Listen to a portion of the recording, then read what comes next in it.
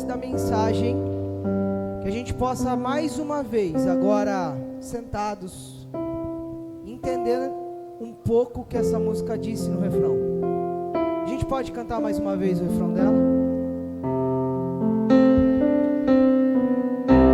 Em seus braços é meu descanso. Em teus braços é o meu descanso. Em teus braços é o meu descanso. Em teus braços é o meu descanso. Em teus braços é o meu descanso.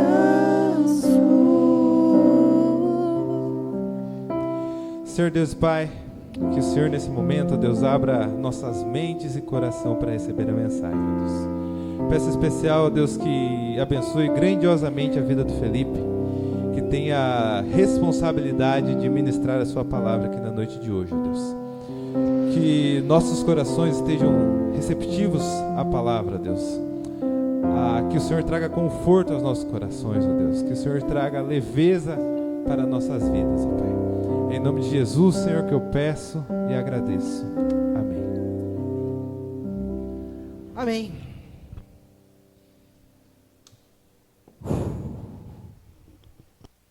Como nós estamos vivendo em uma geração cansada. Como nós estamos vivendo em uma geração esgotada. Nunca se falou tanto sobre estresse, burnout, cansaço mental, físico e espiritual. Eu andei fuçando na internet por esses dias e apareceu algumas matérias. Você se sente esgotado? Mais de 80% dos trabalhadores estão assim, mostra a pesquisa.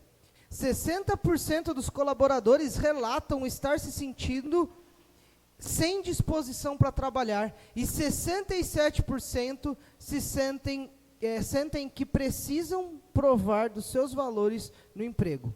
Mulheres sentem mais efeitos do burnout do que os homens. Geralmente o burnout se manifesta em profissionais que têm cargas excessivas de trabalho, rotina, atividades realizadas sob pressão ou objetivos difíceis, diante das quais o colaborador se sente incapaz de atingir. É uma doença muito séria, com grande chance de desenvolver quadros graves de adoecimento psicológico. Nunca a internet falou tanto sobre burnout, sobre estresse, sobre realmente esgotamento. E eu acho que essa série ela cabe muito, né, para os nossos dias, porque a gente começou falando com o pastor Cláudio na primeira mensagem sobre um contexto, um panorama geral do Salmo 23. Aí veio a mensagem do Jackson falando sobre a figura da ovelha, a figura dos pastos, e depois o Ian trazendo um pouco da figura do pastor, e nós como ovelhas, como temos que nos comportar. Obviamente, ainda a gente se encontra nesta série, e a gente, nosso texto continua sendo o Salmo 23.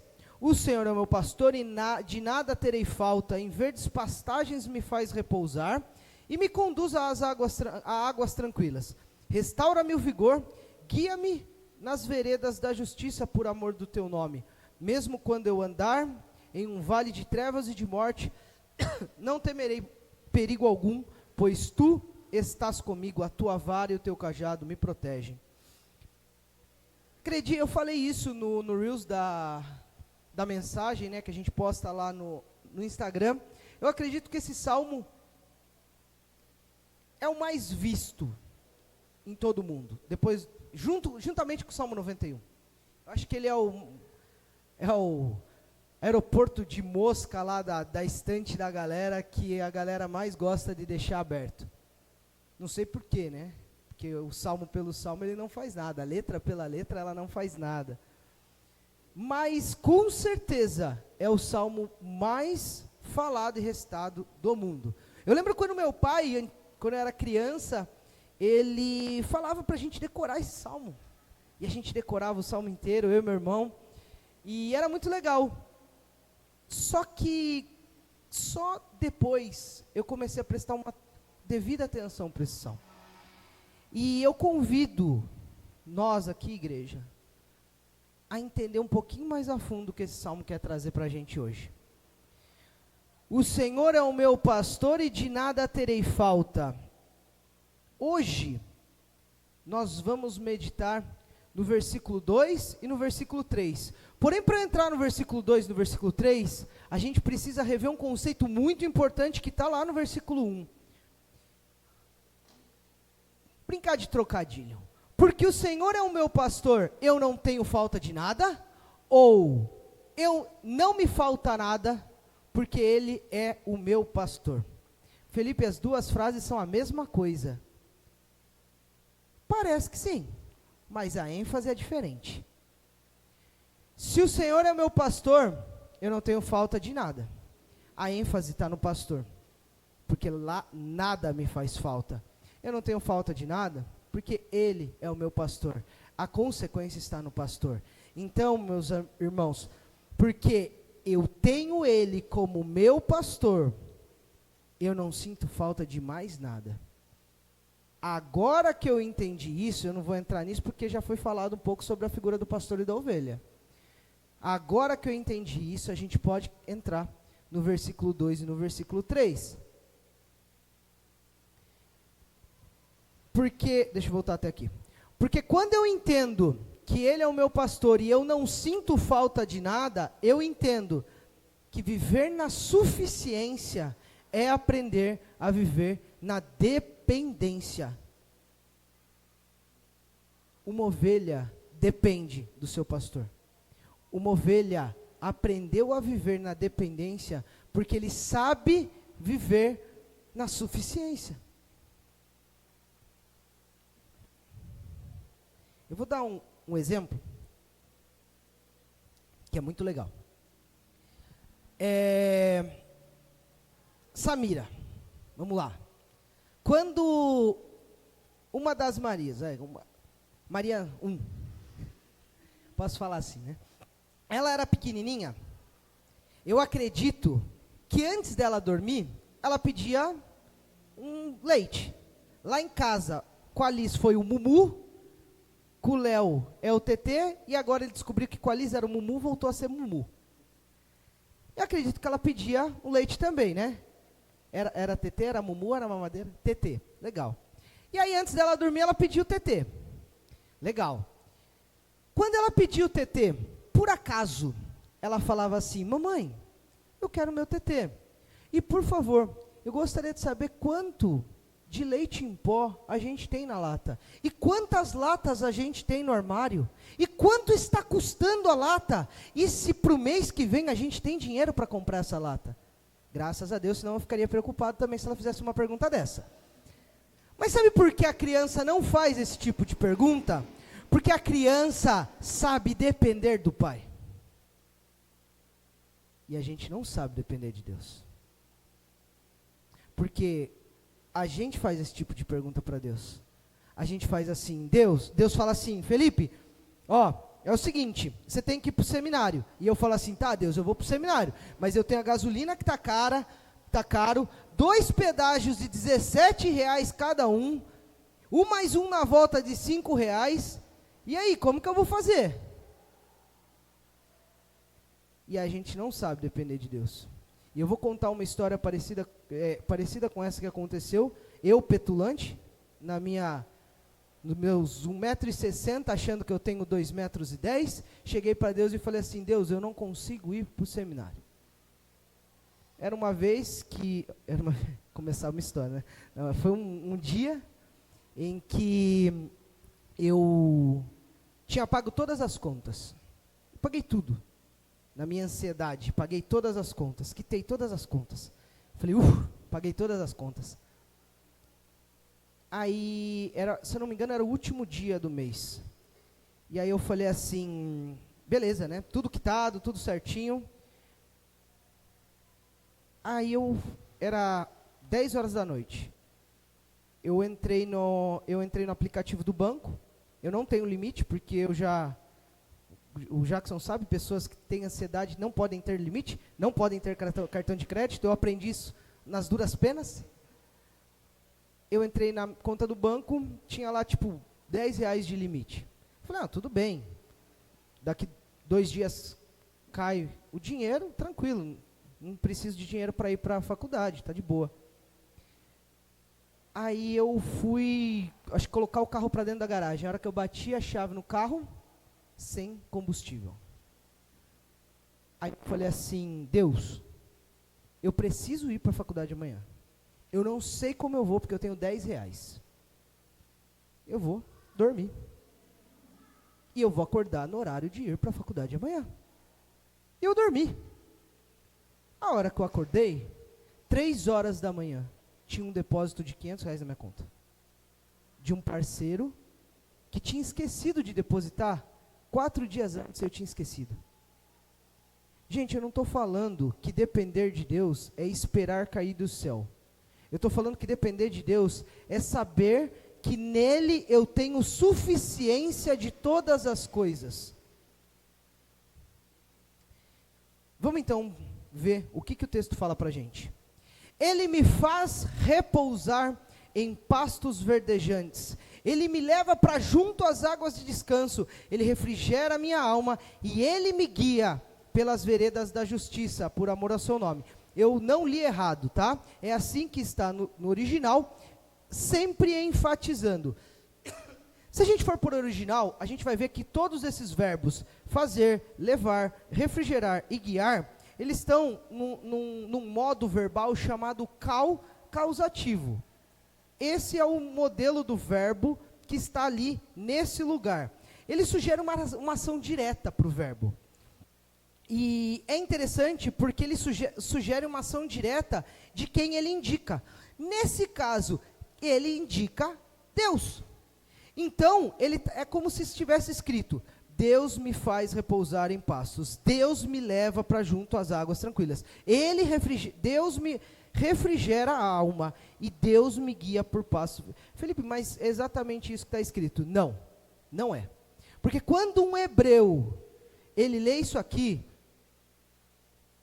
para ele faz muito mais sentido. Porque a poesia dos salmos são poéticos, né? Salmos são poesias.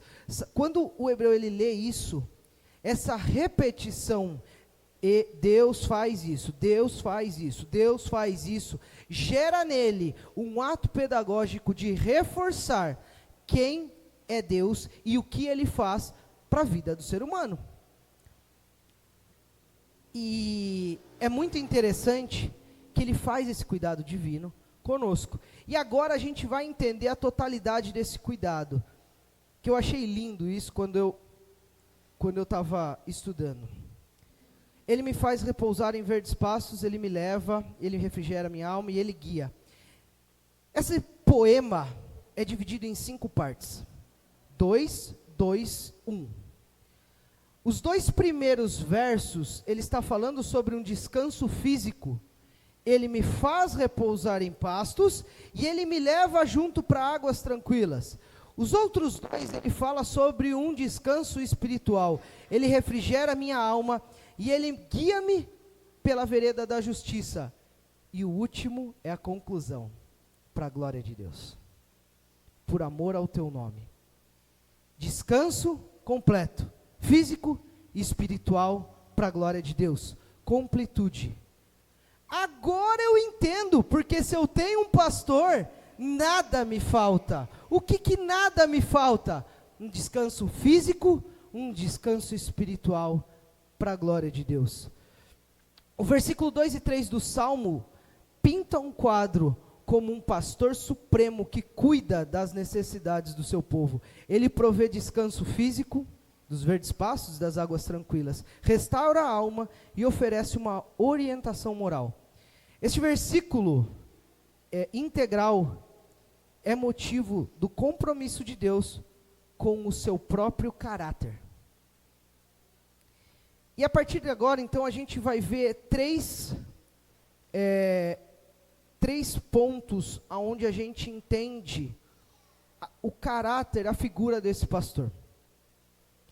Primeiro, um pastor que proporciona o descanso.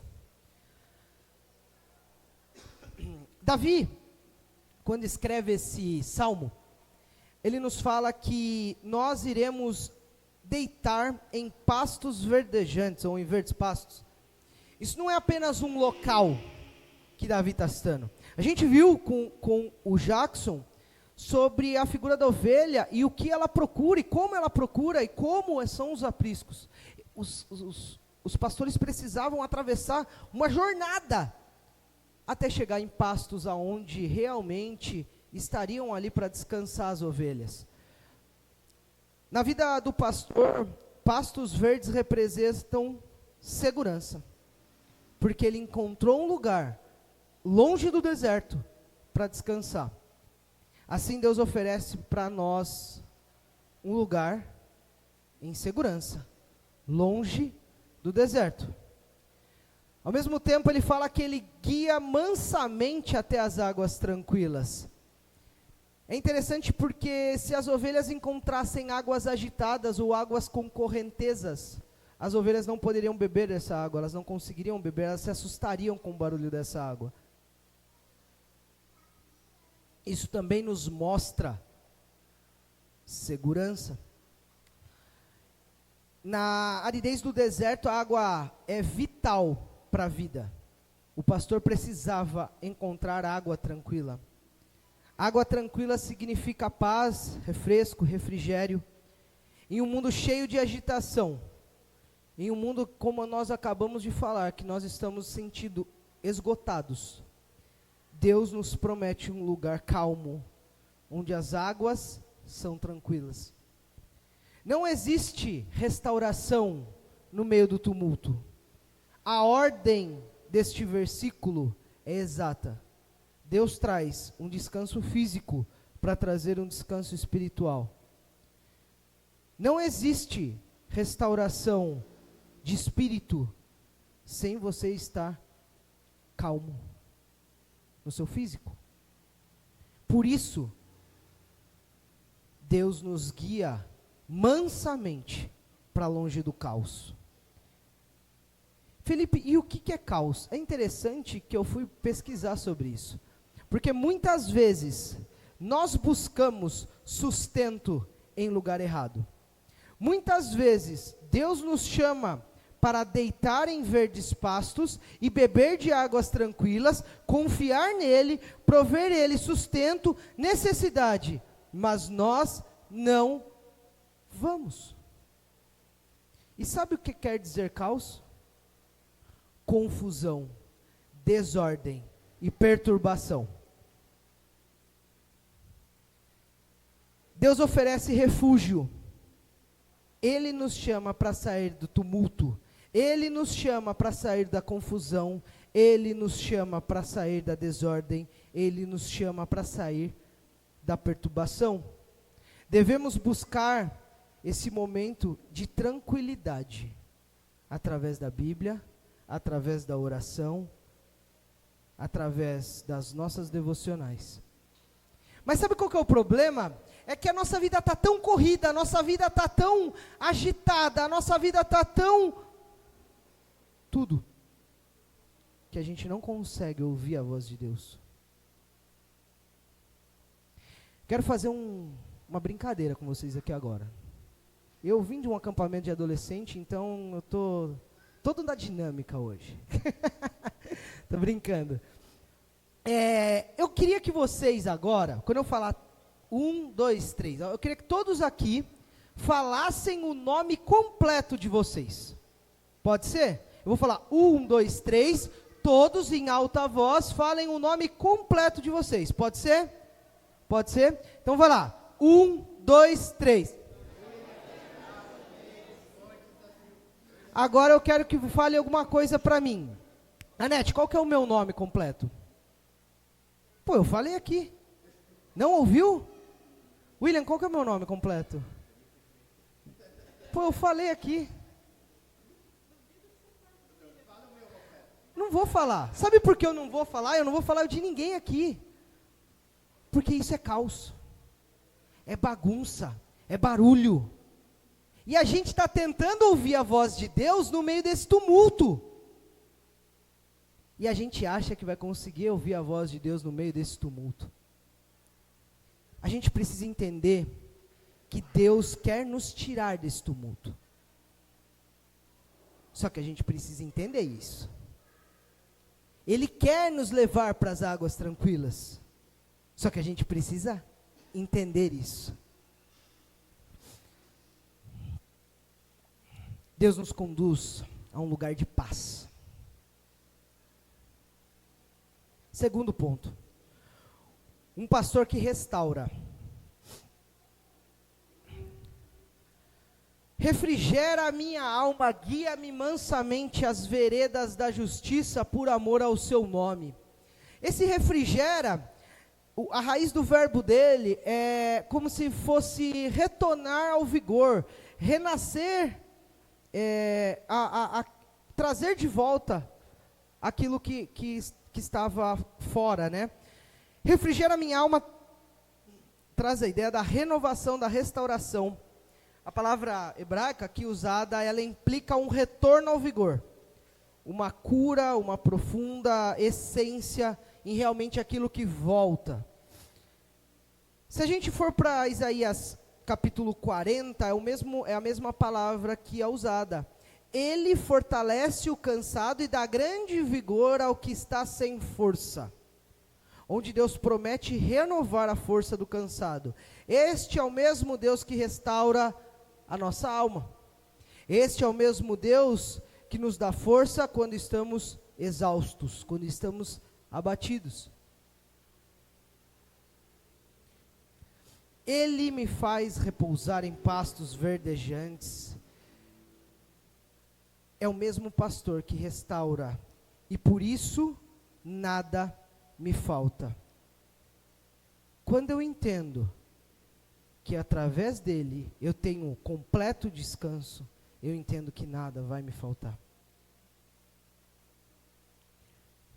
Terceiro ponto, é um pastor que me conduz.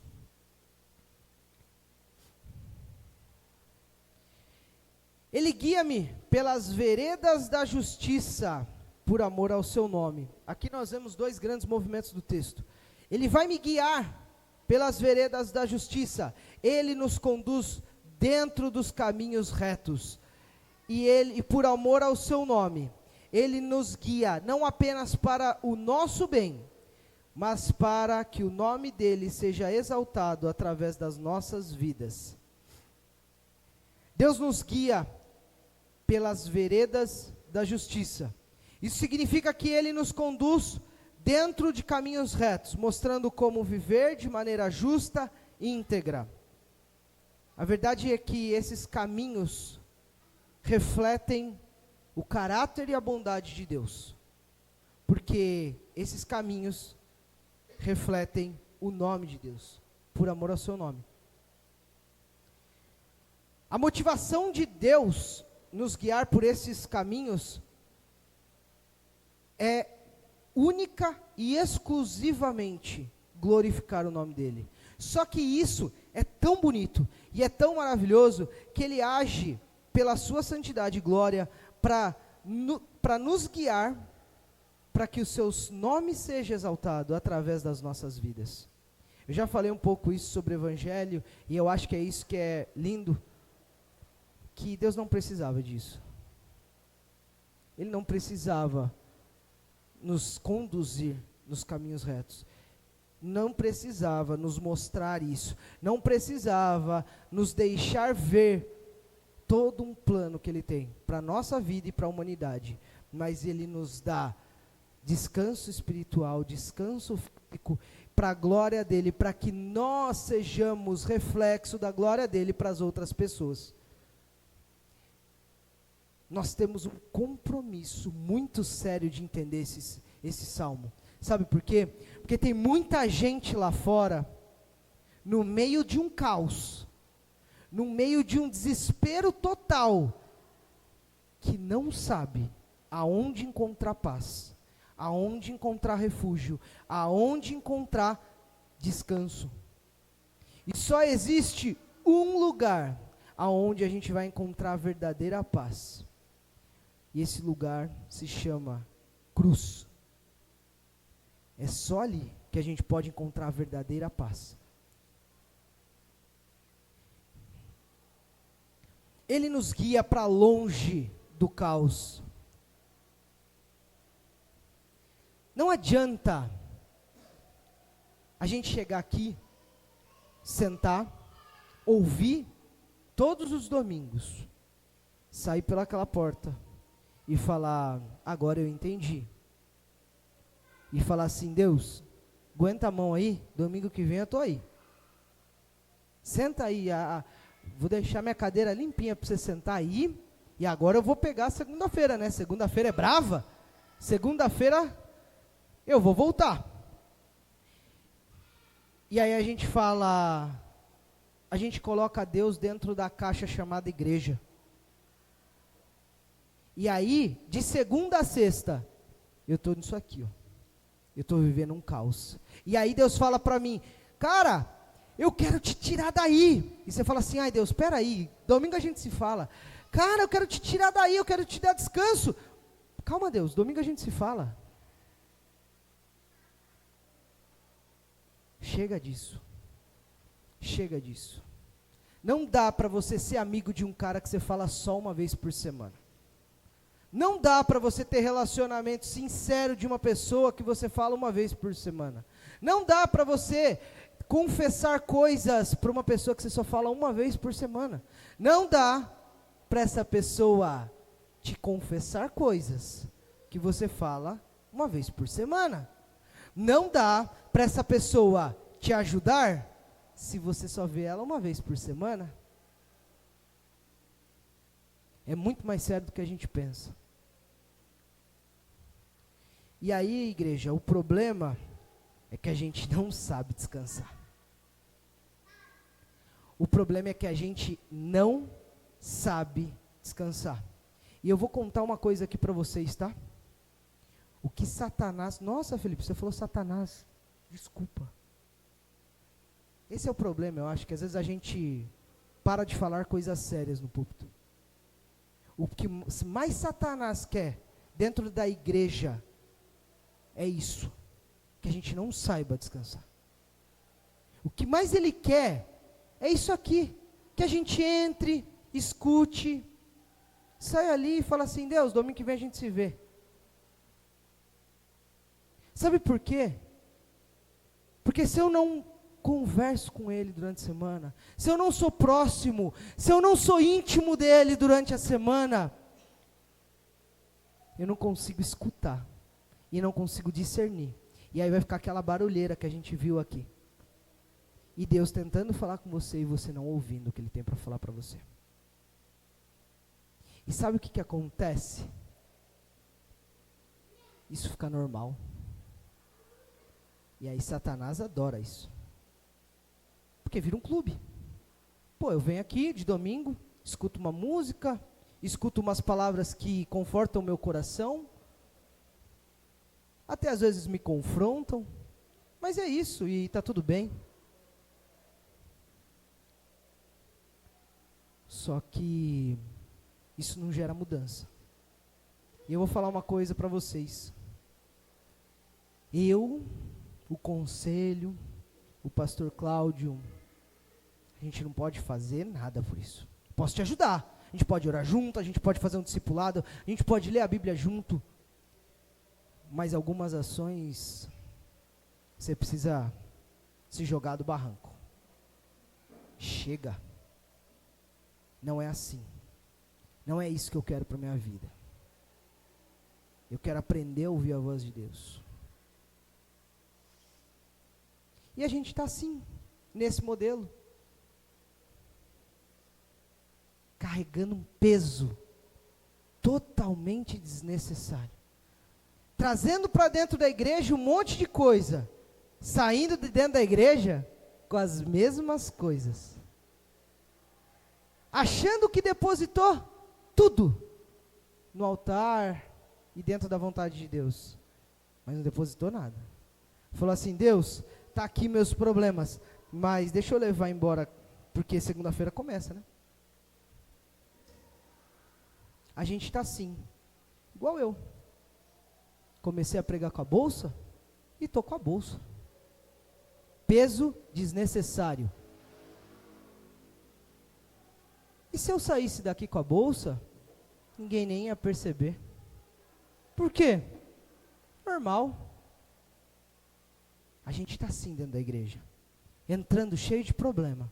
Saindo cheio de problema. A gente está aqui assim, ó, com uma bolsa pesada, lotada de coisa. A gente traz aqui para dentro da igreja um monte de remédio e fala assim: Deus, isso aqui eu cuido. A gente traz aqui para dentro da igreja meu trabalho e fala: Deus, deixa que isso aqui eu cuido. A gente traz aqui para dentro da igreja nossas finanças e fala assim: Deus, da finança pode deixar que eu cuido. A gente traz para dentro da igreja nossos estudos, nossos trabalhos e fala: Deus, deixa que eu cuido. A gente traz aqui para dentro da igreja nossas contas, nossa vida pessoal, nossa agenda e fala: Deus, deixa que isso eu cuido. A gente traz para dentro da igreja toda a nossa vida e vai embora da igreja com tudo isso. Só que sabe aonde está a diferença? Quando eu esvazio e coloco todas essas coisas, falando assim: Deus, não é meu, é seu, a bolsa fica leve.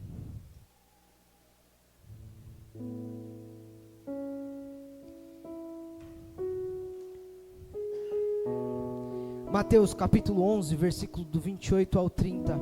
Venham a mim todos os que estão cansados e sobrecarregados, eu lhes darei descanso. Tomem sobre vocês o meu jugo e aprendam de mim, pois sou manso e humilde de coração. Encontrarão descanso para suas almas, pois o meu jugo é suave e o meu fardo é leve. Deus está convidando hoje todos nós a abrir as nossas bolsas e deixar com Ele todas as nossas ansiedades. Porque quando eu deixo com eles as minhas ansiedades, quando eu deixo com Ele os meus problemas, eu começo a escutar a voz dele, porque só na suficiência eu tenho dependência. Eu sei que Deus pode todas as coisas, e eu sei que é nele quem eu vou confiar, porque eu sei em quem eu tenho crido, e ele é fiel. Nós precisamos aprender que só nele eu encontro paz e descanso. Vamos orar?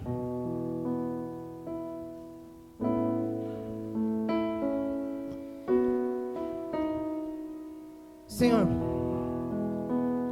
Tua palavra foi ministrada, e Deus, eu te peço agora, nos incomoda, nos tira do nosso lugar, para que a gente realmente esvazie toda a nossa preocupação. Nos ajuda, Deus, nos ajuda, eu te peço isso, Senhor, porque às vezes pelas nossas próprias forças a gente não consegue. Nos traz, Senhor, um lugar de descanso, nos leva para águas tranquilas, Pai. Espírito de Deus, passeia nesse lugar, ó Pai, confortando esses corações, ó Deus. E eu te peço, Senhor, no nome de Jesus, que a gente possa ser incomodado, para que durante a semana a gente possa ter um relacionamento de amigo, de pastor e nós de ovelha. Senhor, nos ajuda a entender isso, nos ajuda não só a entender, mas a praticar isso. Nos ajuda, Senhor, no teu nome. Amém.